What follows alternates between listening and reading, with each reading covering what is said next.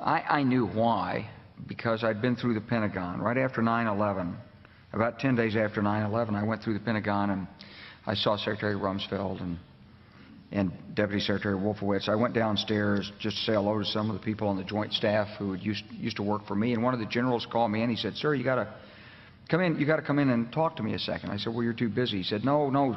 He says, "We've made the decision. We're going to war with Iraq."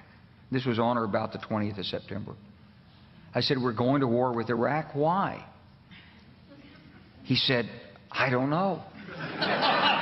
He said, "I guess they don't know what else to do."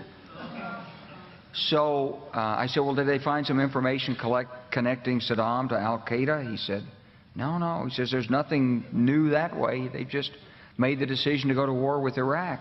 He said, "I guess it's like we don't know what to do about terrorists, but we've got a good military and we can take down governments." And he said, "I guess if the only tool you have is a hammer, every problem has to look like a nail."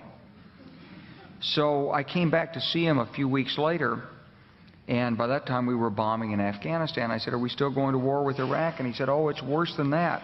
He said, he reached over on his desk, he picked up a piece of paper, and he said, I just got this down from upstairs," meaning the Secretary of Defense's office today, and he said, "This is a memo that describes how we're going to take out 7 countries in 5 years, starting with Iraq and then Syria, Lebanon, Libya, Somalia, Sudan, and finishing off Iran." I said, "Is it classified?" He said, "Yes, sir." I said, "Well, don't show it to me."